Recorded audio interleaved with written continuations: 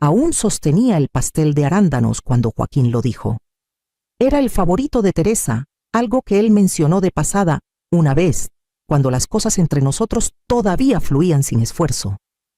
Usé la receta de su madre, esa que encontré doblada dentro de una tarjeta de felicitación después de aquella Navidad incómoda. Conseguí arándanos frescos en el mercado local, los dejé remojando toda la noche y añadí ralladura de naranja tal como indicaba la nota. El pastel estaba tibio en mis manos, envuelto en papel aluminio y cargado de buenas intenciones. Su nueva casa olía a romero y clavo.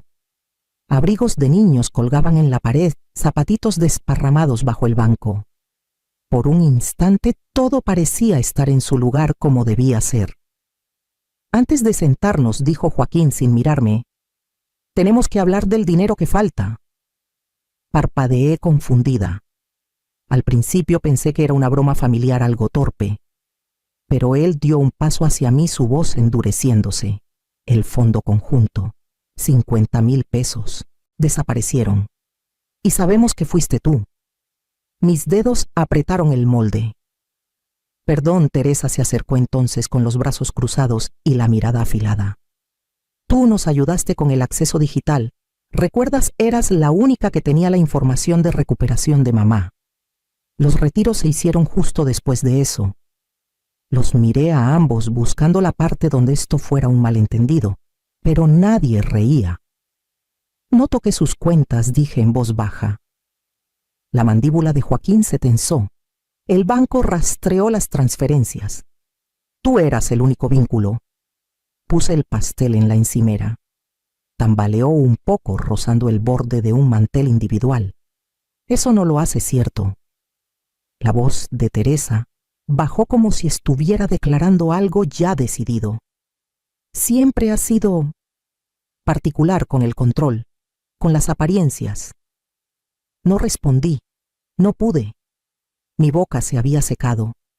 Desde el comedor las risas de las gemelas se filtraron por un momento antes de que la puerta se cerrara. Alguien había puesto música suave. Creo que era María Greber. Estaba parada en el centro de su cocina perfecta, rodeada de platos coordinados y letreros de gratitud, y me di cuenta de que nadie me había preguntado qué pasó. Ya habían decidido. Joaquín cruzó los brazos. Si el dinero no aparece para el lunes, tendremos que involucrar a un abogado.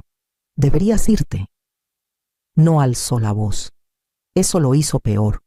Tomé mi chamarra del taburete con los dedos temblando mientras me la ponía. No volvía a hablar.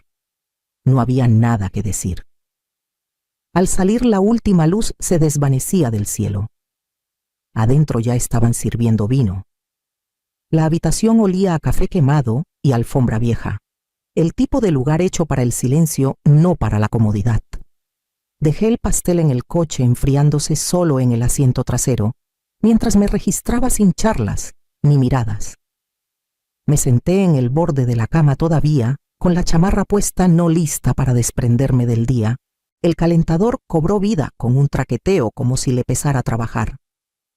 Miré el papel tapiz granulado, el barniz astillado de la mesita de noche, y pensé en cómo Joaquín no titubeó, en cómo me miró como si fuera una línea tachada en una hoja de cálculo, no su madre. Cuando Luis murió, Joaquín tenía 13 años. Demasiado alto para su edad, con los hombros encorvados, como si siempre estuviera preparándose para un golpe. No lloró en el funeral. Solo estuvo a mi lado con ese traje que picaba la mandíbula apretada, negándose a derrumbarse. Recuerdo haber pensado, está creciendo demasiado rápido. Recuerdo haberme prometido cargar el peso por ambos, al menos hasta que estuviera listo. Tomé turnos extra en la oficina. Dije no a ascensos, para estar en casa antes de la cena. Vendimos el segundo coche. Aprendí a estirar un guisado para 3 comidas. Pagué las deudas médicas de Luis en 4 años. Cuando Joaquín entró a la universidad en Querétaro, lloré en el estacionamiento después de dejarlo. Luego manejé a casa y refinancié la casa para cubrir lo que su beca parcial no alcanzaba. Y cuando él y Teresa batallaron para comprar su primera casa, ofrecí 10,000 pesos para el enganche. Un préstamo lo llamé entonces solo para que su orgullo no se sintiera herido. Nunca hablamos de devolverlo.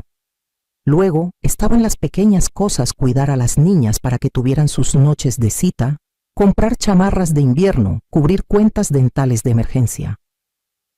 Teresa una vez dijo medio en broma que yo tenía un complejo de salvadora. Me reí con ella, pero nunca lo mencioné de nuevo. Tomé mi celular sin saber a quién quería llamar. No había nadie. Antes hablaba con Clara antes de que se mudara al sur. La línea entre la presencia y la soledad es más delgada de lo que uno piensa. No la notas hasta que algo se quiebra y te quedas tratando de recordar quién te conocía antes de que el silencio se instalara. Me recosté en la cama con los brazos cruzados, los zapatos todavía puestos. El aire se sentía pesado con memorias viejas y una traición reciente. Tal vez pensaron que no me defendería, que estaba demasiado cansada, demasiado blanda. Pero si iban a acusarme de ladrona más, les valía estar seguros de que no recordaba cómo seguir un rastro. Algunas verdades, pensé, no necesitan explicarse, solo necesitan probarse. No dormí esa noche, no de verdad. Solo me quedé sobre las cobijas con los ojos fijos en el techo manchado de agua, escuchando sus voces en un bucle. Joaquín diciendo mi nombre como si fuera un trámite. Teresa con esa precisión fría y clínica. El tono de quien ya tomó una decisión. La rabia no llegó. Debería haberlo hecho, pero no. Lo que sentí fue más frío, más afilado. Un silencio que se movía con intención. Había pasado décadas enterrada en auditorías, rastreando errores en hojas de cálculo hasta que algo encajaba. No gritaba en las juntas, mostraba los números. Me senté, relajé los hombros y tomé mi vieja laptop. La carcasa estaba rota en una esquina, reliquia de una vida antes de la jubilación. La encendí lentamente, los dedos recordando la secuencia de contraseñas y protocolos. Había mantenido las licencias activas por si acaso. Algunos hábitos no mueren. La cuenta compartida que Joaquín mencionó se abrió después de la muerte de Luis, pensada como una red de seguridad mientras se resolvía el patrimonio. No la había tocado en años. Él tomó el control cuando nacieron las niñas. Quería ser el proveedor y yo me hice a un lado porque parecía lo correcto. Busqué registros de transacciones públicas aún accesibles desde el viejo panel. Limitados, pero suficientes. 3 transferencias, cada una con 10 días de diferencia. 19,850 pesos, 14,900 pesos, 15,000 pesos.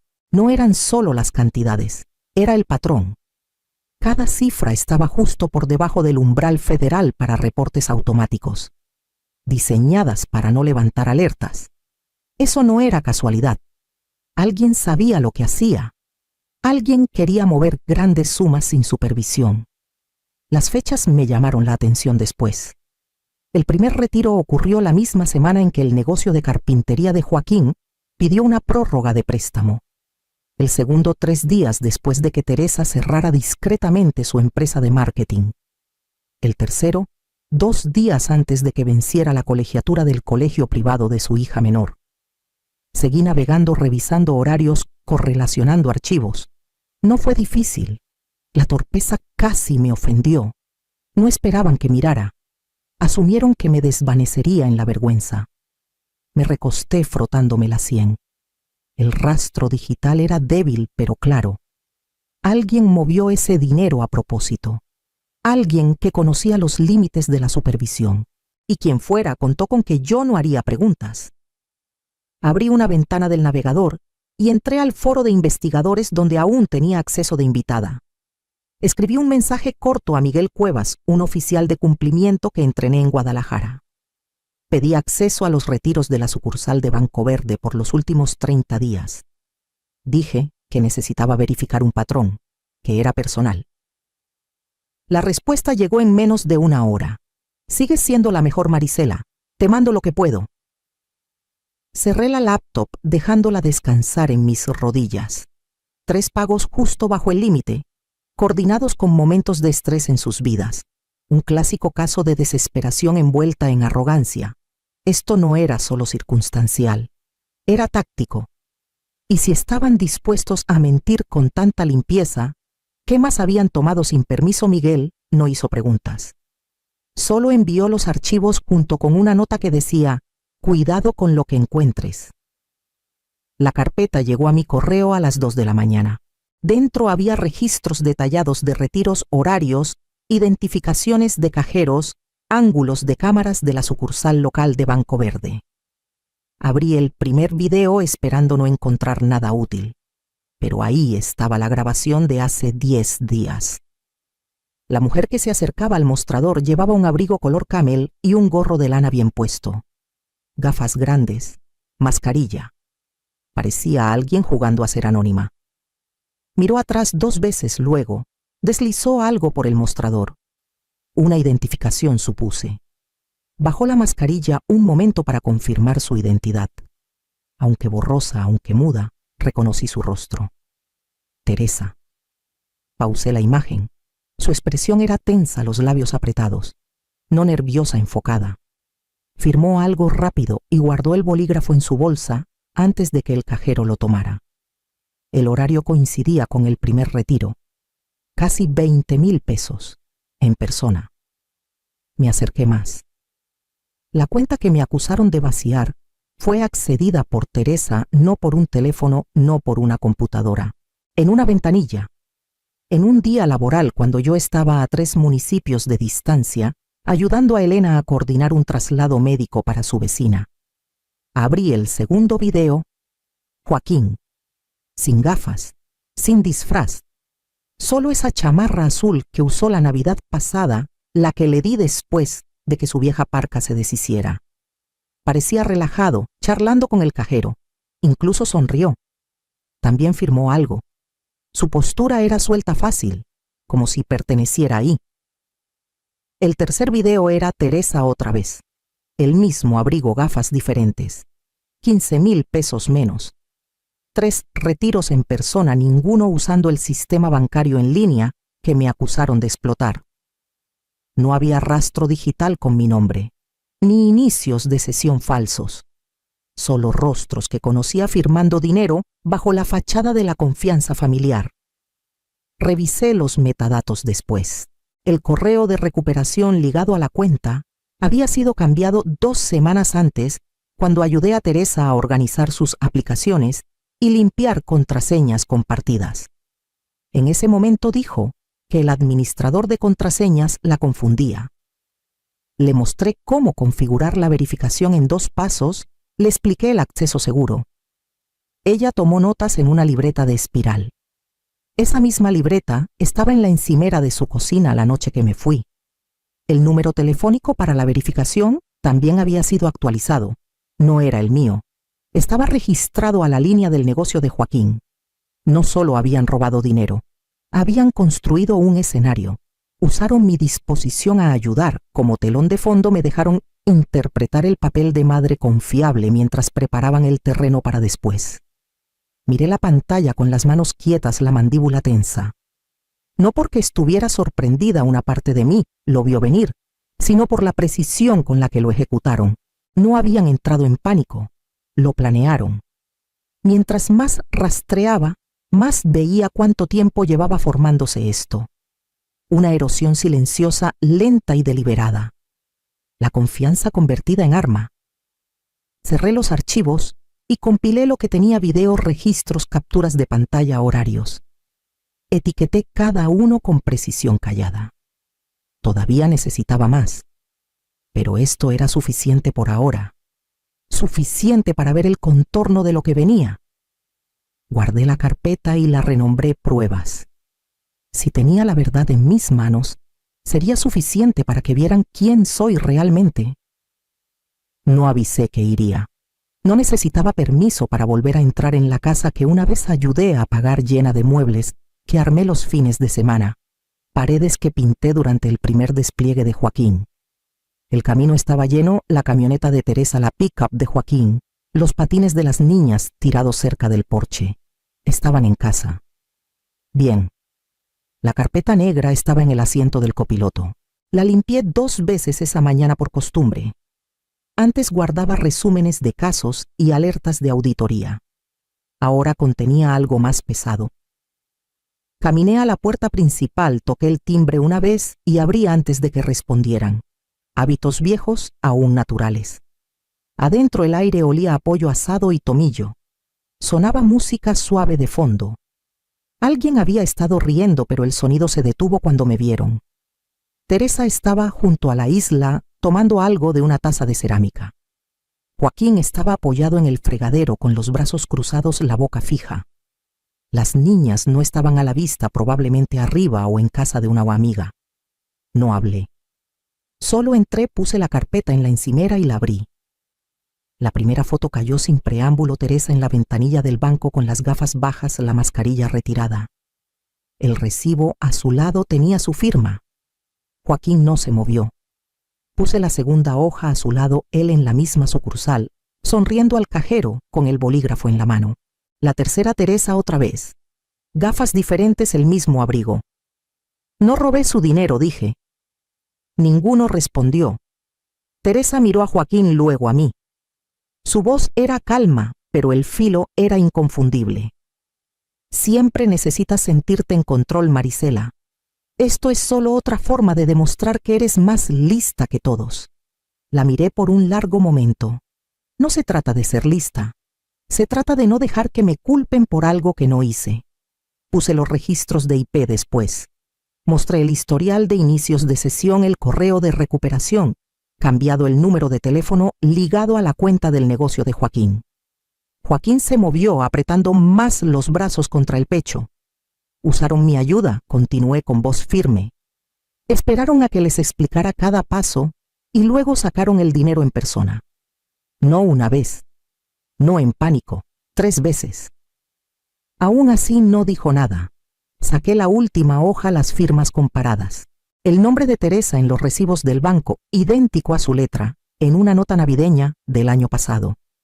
Los mismos rizos, la misma inclinación. Esto es quien lo hizo, dije. Y sabían que no era yo. Joaquín exhaló lento y desigual. Deberías haberlo dejado pasar. Se habría arreglado. ¿Quieres decir que se habría quedado en silencio? Él desvió la mirada. El rostro de Teresa seguía ilegible. ¿Viniste por una confesión? No, dije. Vine a devolver lo que dijeron que debía. Sus ojos se posaron en la carpeta, en las pruebas esparcidas entre nosotros. Traje la verdad. Hagan con ella lo que quieran. Joaquín abrió la boca como para hablar, pero se detuvo. Su mano cayó sobre la encimera rozando el borde de la foto. No me miró. No esperé su próxima línea. Cerré la carpeta lentamente, la deslicé por la isla y me dirigí a la puerta. Detrás de mí, el silencio parecía ensayado. Eran buenos fingiendo que nada había pasado, pero ni el silencio podía borrar lo que intentaron eliminar. ¿Era esto por el dinero o por borrar la versión de mí que se negaba a ser usada? Me detuve en el umbral con una mano aún en el marco de la puerta. Joaquín no se había movido, no había hablado. Teresa era la única que respiraba con alguna certeza, pero incluso su silencio comenzaba a agrietarse en las esquinas. No voy a presentar cargos, dije, sin volverme. Pero ya envié todo a Bruno. Él tiene la carpeta ahora. Escucharán de él si algo necesita resolverse. Nada de Joaquín, ni un asentimiento. Solo el tintineo de la cuchara de Teresa contra su taza. Construyeron una historia, añadí, más suave ahora. Y casi la vendieron. Casi. Salí sin cerrar la puerta detrás de mí. Que ellos decidieran si la cerraban. El viento había arreciado desde que llegué. Mi chamarra se tensó contra mis hombros mientras caminaba por el sendero. El pastel de Acción de Gracias seguía en el asiento trasero de mi coche. No lo había tocado desde esa noche. Por un segundo pensé en dejarlo en el porche. Un regalo de despedida, un gesto vacío. Pero no lo hice. No les debía azúcar para cubrir lo que se había podrido. De vuelta en el motel, dejé las llaves en la mesita de noche y me hundí en la silla junto a la ventana. Me sentía más ligera que en días, pero no de una manera que me consolara. Era la ligereza que llega cuando algo finalmente se te escapa de las manos. Cuando el peso que has cargado ya no es tuyo, pero el vacío que deja se queda. Mi celular vibró justo después de las 9. Un mensaje de voz de Clara. Hola Marisela, soy yo. Escuché. No necesito los detalles, solo quiero que sepas que te creo. Si necesitas un lugar donde estar sin preguntas ni explicaciones, ven aquí. La habitación de huéspedes está lista. ¿Sabes dónde está la llave? Me quedé con el mensaje un buen rato. Lo reproduje 2 veces, tal vez 3. No me había dado cuenta de cuánto necesitaba escuchar esas palabras hasta que las oí. No pruebas, no justicia, solo fe. Afuerita una pareja discutía suavemente en el estacionamiento. Sus siluetas pasaban bajo el resplandor naranja opaco del farol. Era el tipo de noche que difuminaba las cosas bordes voces recuerdos. Jalé una cobija sobre mi regazo y apoyé la cabeza contra la silla. No hubo disculpas, ni llanto, ni súplicas desesperadas por perdón. Solo una cocina quieta, una esposa de labios apretados y un hijo que no podía mirarme a los ojos. Tal vez no volví por una resolución. Tal vez volví para ver qué tan lejos ya me había alejado. Si nunca se disculpan, saber la verdad sigue siendo suficiente. Clara dejó la luz del porche encendida como solía hacerlo cuando la visitaba, después de que Luis murió. Entré con la vieja llave de latón escondida bajo la maceta, mismo lugar, mismos bordes oxidados, misma bienvenida silenciosa. Su casa olía a toronjil y libros viejos, un lugar intacto por la traición. No desempaqué mucho, solo lo suficiente para hacer habitable la habitación de huéspedes. El resto se quedó en cajas cerca de la pared. Me dije que solo me quedaría una semana, tal vez 2, hasta que las cosas se calmaran.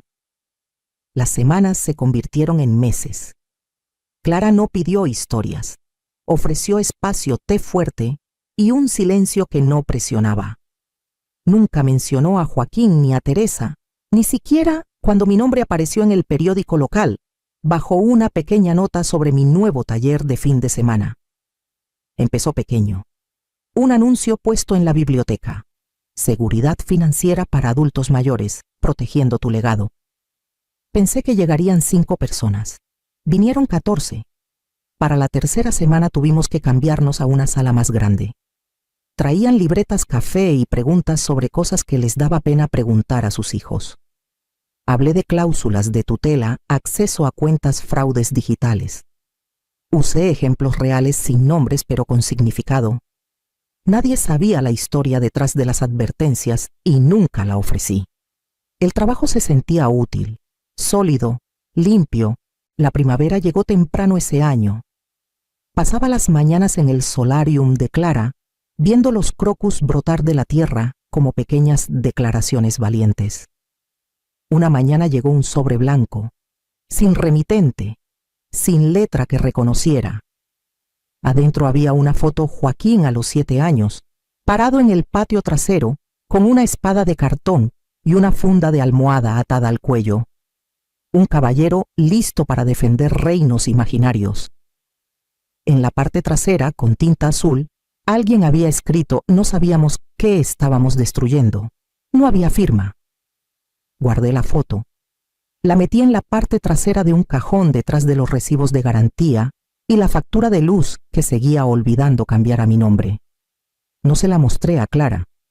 Algunas noches pensaba en llamar, solo para preguntar si las niñas aún recordaban la canción que les tarareaba cuando no podían dormir.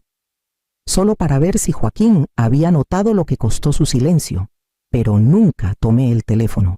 El único sonido que importaba ahora era el roce de un bolígrafo en una libreta de taller, el crujir de páginas volteadas por alguien tratando de entender cuánto valía. Todavía tengo la carpeta negra. Está en un cajón debajo de mis declaraciones de impuestos y una copia del testamento de Luis. No la he abierto desde aquel día en su cocina. Algunas verdades no necesitan probarse de nuevo. Pero ¿Cómo perdonas a un hijo que nunca te pidió que lo hicieras?